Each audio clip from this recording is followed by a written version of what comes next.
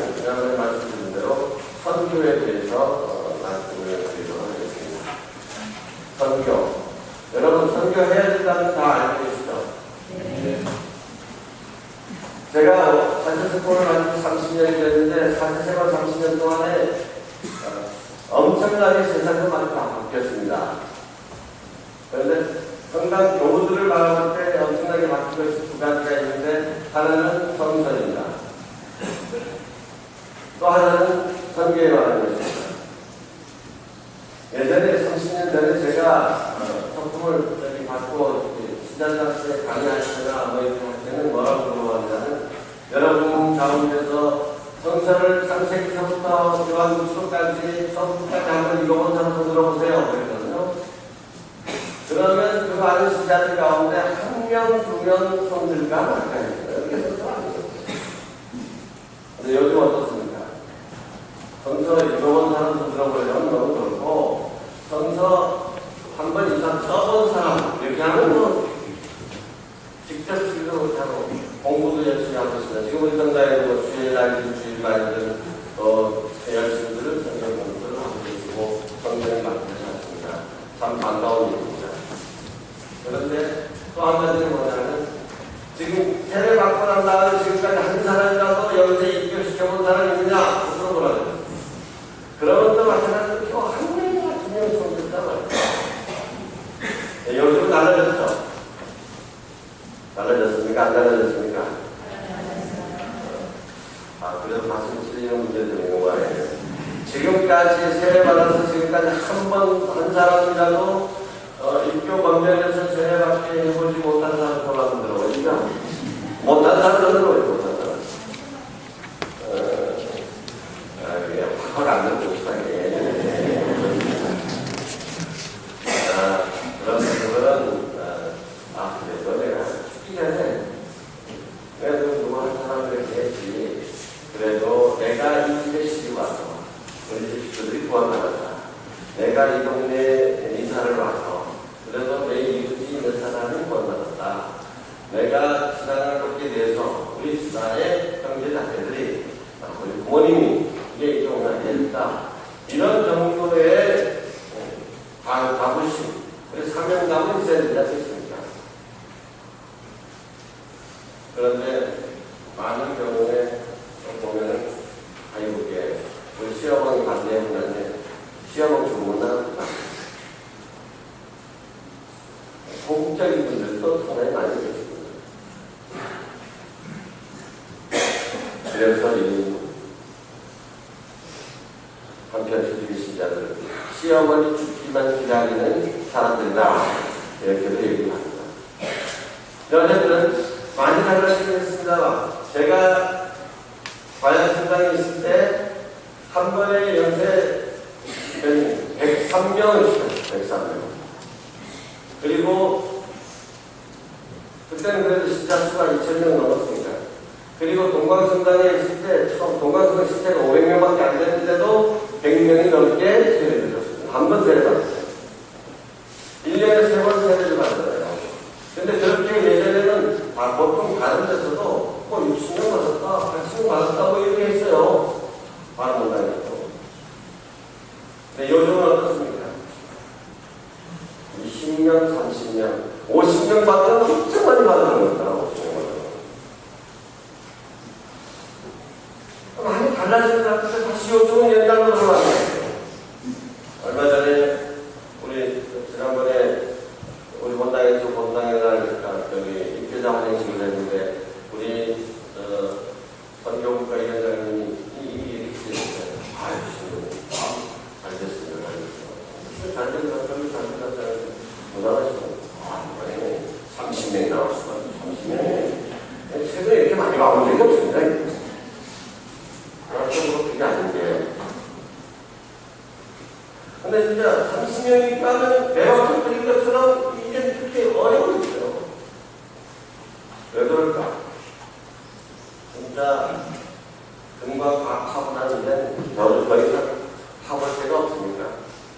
금맥이 다 사라져버렸습니다. 우리 주변에 일단 돌을 나는 사람은 일단 성당 얘기해보니까 더 이상 성당에 나오는 걸 사람이 없어. 제주도 인구의 12%가 정규 신자입니다. 냉장고 다 포함해서 12%. 88%는 아직도 정규 신자가 아니라는 얘기죠.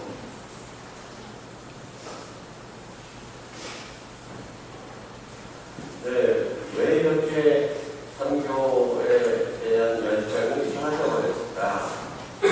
정말 안타까운 이야기입니다. 그래서 다시 한번 이 선교에 대한 열정을 불태웠으면 좋겠습니다. 근데 선교에 대해서 제일 주장이 맞는 것이 뭐냐 하면, 선교는 누가 스승이 억지로 떠밀려서 아니면 복음서의 스승이 하나님을 할 수 없이 안 하면 안 되고 닮으니까 억지로 해서는 효과가 없을 뿐더러 자기 마음에도 부담만 준다는 것이죠. 사도들은 어떻게 했습니까? 사도 바울은 나는 이 복음을 전하지 않을 수 없습니다. 내가 그래서 자발적으로 넘쳐오는 건데, 그래서 전하면 죽여야, 죽이면 죽여라. 나도 그걸 전하지 않을 수 없다. 이렇게 되거든요. 뭐가 있기 때문에 그렇습니까? 체험이 있기 때문에 그렇습니다. 엠마오로 가는 제자들, 길가에서 예수님을 만났습니다. 부활하신 예수님이구나. 그 다음에 엠마오로 가는 제자들이 어떻게 했죠? 안간 그 마음으로 예루살렘으로 돌아가는 겁니다. 제자들이 만나러 갔다는 겁니다. 무덤가에서 처음으로 부활하신 예수님을 만난 막달레나, 마리아야 하고 그랬으니 아이고 선생님이시구나. 마리아 어떻게 했죠? 마리아 막달레나 예수님 부활하신 예수님을 만나고 바로 제자들에게 뛰어납니다. 예수님 다시 돌아왔어요. 이게 네 말 안 할 수 없는 거예요. 믿거나 말거나.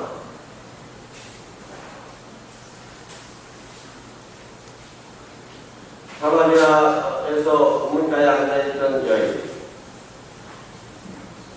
예수님을 만났습니다. 그분이 메시아인 줄 알게 됐습니다. 다른 사람들이 자기를 어떻게 보는가 하도 다른 사람 때문에 비어가지고 다른 사람들 다 안 가보는 대낮에 땡땡 햇빛에 대낮에 물을 길러 온 이 여인. 그런데 예수님을 만나고 나서 어떻게 했습니까? 양쪽에 내려놓고 마을 사람들에게 뛰어가는 거예요. 이게 체험이 있기 때문에 체험이 있는 사람은 이걸 전하지 않을 수 없습니다. 근데 전하지 못하는 이유는 무엇인가?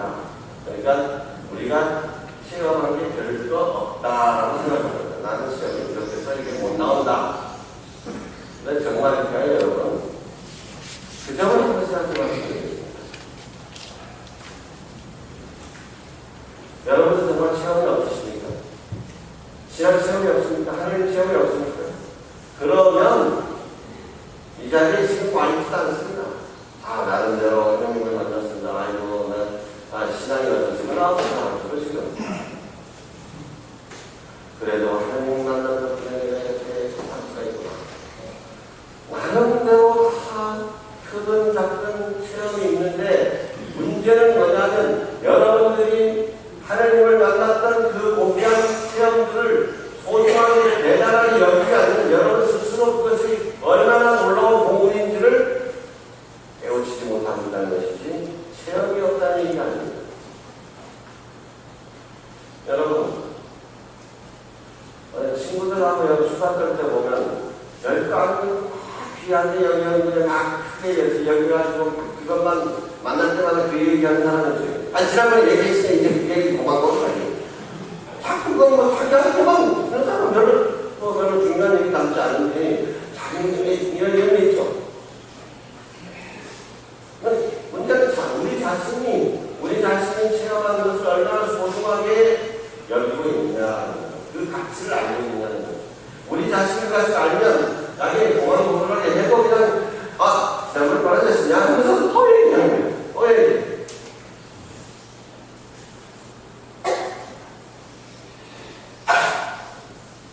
얼마 전에 원죄에 대해서 아주 재미있는 이야기를 들었습니다. 이 원죄가 뭐냐 하면 여러분 아담과 하나님 따르지 말리는 생활을 따먹은 거다. 불순종한 거다. 왜 그걸 따먹었느냐? 하나님처럼 되고 싶어서 교환해서 그렇다. 이런 얘기 다 알고 계시죠. 그런데 이 하비 목사라고 하는 사람은 뭐라고 얘기하냐면 원죄는 그보다 더 먼저 일어났다는 겁니다. 박국사 얘기하겠습니다. 아담과 하와가 원죄를 짓고 난 다음에 하느님이 무서워서 숨었습니다. 그래서 아담아 너 어디 있냐? 그러니까 너라 그러니까 제가 알몸인 것이 부끄러워서 숨었습니다. 내가 하느님께서 뭐라고 하셨습니까? 네가 알몸이라고 누가 이겼느냐? 누가 이겼죠? 뱀이었죠. 악마였습니다. 하루 무슨 이야기를 합니다. 뱀에게 먼저 말을 시키고 말을 하도록 한 것이 원죄다. 뱀으로 하여금 말을 하게 만든다는 거예요. 그냥 뱀이 야 너네 일단 여기 있으면 다 먹어도 되잖아. 말을 건네줘. 아니야 저거 하나만 말고는 다 먹어도 되는데 전부터 먹고 다녀라. 뱀으로 하여금 말을 하게끔 합니다. 뱀의 말에 귀를 기울인 것이 원죄라는 거예요. 영성생활에 있어서 가장 중요한 것은 내 안에서 들려오는 여러 가지 말씀들이 하느님께로부터 오는 것인지 악마로부터 오는 것인지를 분별하는 것입니다. 그런데 우리 시대들이 사람들이 속습니다. 어떻게 속느냐? 악마의 이야기도 하느님의 목소리인 것처럼 받아들여버리는 거예요. 우선 우리 자신에 대해서 그렇습니다. 전도하는 얘기를 가지고 신도림 방만 보라는 게 나는 아직 전도할 능력 안 돼. 체험도 별로 없고 지식도 성경도 잘 모르는지 어떤 나부터 무슨 기도도 잘 못하고 신앙생활 절반을 못하는 게 무슨 놈이가 세상에 가지고 안 돼. 나는 죄인이고 나는 아직은 이런 얘기 여러분 생각해보십시오. 이런 얘기가 들려오는데 그러면 우리는 이 얘기가 하느님으로부터 오는 것인지 악마의 이야기인지를 분별할 줄 알아야 된다는 것이죠. 근데 우리는 그냥 맞아 난 경에게 난 못되게 이게 금방 속아버리는 거예요. 하느님께서 그러실까요? 하느님이 우리 보고 넌 무능력해. 너는 안 돼. 너는 못난이야. 너는 죄인이야. 이러겠습니까? 구별을 할 줄 알아요. 하느님께서 뭐라고 하십니까? 너는 내 눈에 넣어도 아프지 않을 나를 키워.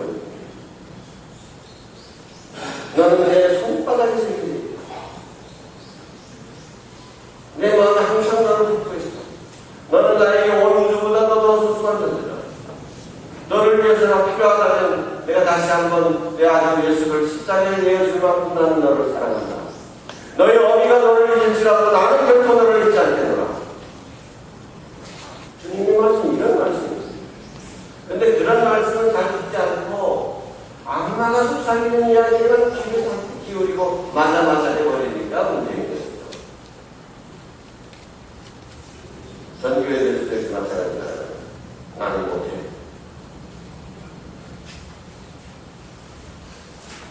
자, 한번 여러분 따라해 보십시오.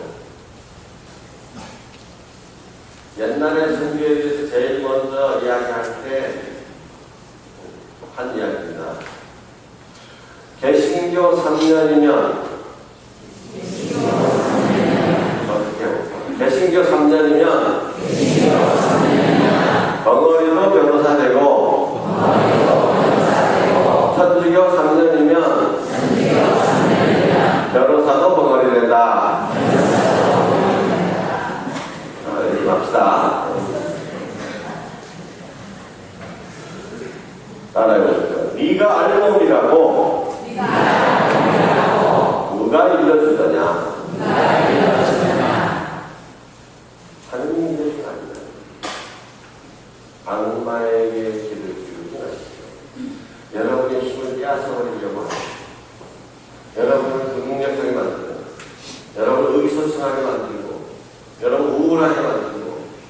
희망을 빼앗아버리는 악마의 이야기에 귀를 기울이지 마십시오. 악마는 그런 얘기하면 뭐라고 해야 됩니까? 악마야, 물러가라. 사탄아, 물러가라. 뒤에 숨겨라. 나는 너의 말에 귀를 기울이지 않겠다. 나는 하나님의 말씀에 귀를 기울이겠다. 한번 따라해 보십시오. 우리는 성공을 위하여 불리운 것이 아니라 성실하도록 불리운 것이다. 마더데레사 성녀는 캘커타에서 이렇게 비참하게 길가에 대해서 쓰레기처럼 죽어가는, 그래서 죽으면 쓰레기차에 실려서 그렇게 쓰레기처럼 매장되는 이런 현실을 보고 너무도 안타까웠습니다. 그렇게 비참하게 죽어가는 사람들 안에 살아계신 예수 그리스도의 모습을 보고 한 사람을 모셔오고 한 사람을 모셔오고 또 한 사람을 모셔오고 그들이 되어보라. 하루를 살든 이틀을 살든 그렇게 성실하게 그 한 사람 안에 계신 예수님을 사랑하도록 애썼습니다. 그래서 알았습니다. 그 얘기가 온 사람이 커졌잖아요. 그래서 감동을 줬잖아요. 그래서 이제 한 언론인이 마더데레사에게 물었습니다. 수녀님 하루에 몇 명이나 캘커타에서 죽고 인도 전역에서는 몇 명이나 죽어갑니다. 수녀님 몇 명도 없어. 수녀님 그래서 가지고 그래봐야 무슨 소용이 있습니까? 밑빠진 게 무섭습니다. 그래서 수녀님이 그 명성을 이용해서 텔레비 광고라도 하고 전 세계 목공을 해가지고 그 큰 훌륭한 시설을 이렇게 갖춰서 몇백 명, 몇천 명 이렇게 그러면 좋지 않습니까? 그래야 뭔가 성공할 수 있다는, 성공해서 할 수 있지 않습니까? 그때 마더데레사 얘기합니다. 뭐라고요? 우리는 성공을 위하여 불리움을 받은 것이 아니라 뭐라고요? 성실하도록 불리움을 받은 것이다. 성공 여부는 우리의 것이 아닙니다. 그건 우리의 관심 대상이 아닙니다.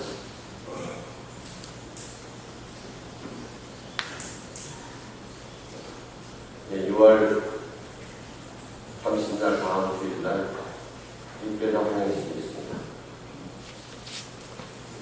그럼 또 우리 일주일밖에 안 남았습니다. 되게 적어도 한 달쯤 되면 어떤 구에 한 일주일에서 어떤 구에 이번에는 어떻게 하냐.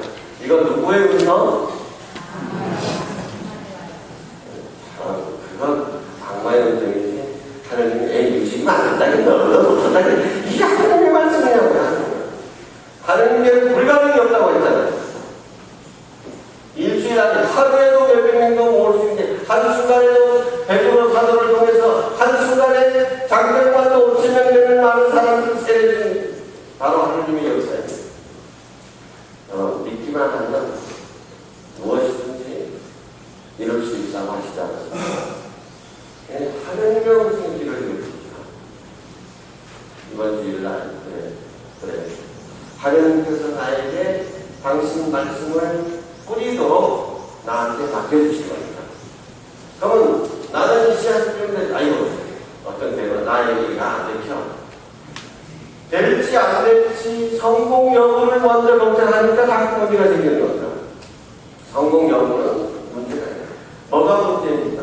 씨를 뿌리기 위해서 하나님께서 당신의 말씀을 내 안에 심어주셨고 맡겨주셨고 그래서 난 그걸 뿌리면 되는 거죠. 뿌리면 되는 거죠. 지난번에 그래서 말씀을 드렸잖아요. 한 마을에 두 우물이 있었는데 한 우물은 공동 우물이었고 하나는 부잣집 마당에 있었는데 사람들이 부잣집 마당을 부러워했다. 아이고 저 사람이 어떤 물들을 이기지 않는 것도 없고 얼마나 좋아해. 근데 어느 날 공동 우물터에 나타났다는 거예요. 자기 집에 우물 옆으로 부자리 높이가 우리 집 우물은 썩어버렸다. 왜? 그런 것이 자연입니다. 자연이 있습니다. 물 밑에서 지하수가 이렇게 올라오잖아요. 올라오는데 그냥 올라오는 게 아니라 물이 많이 있으면 그 물이 자체도 수압이 되는 겁니다. 이거 퍼지지 않으니까 또 물려있는 겁니다. 그래서 더 이상 안 올라오는 겁니다.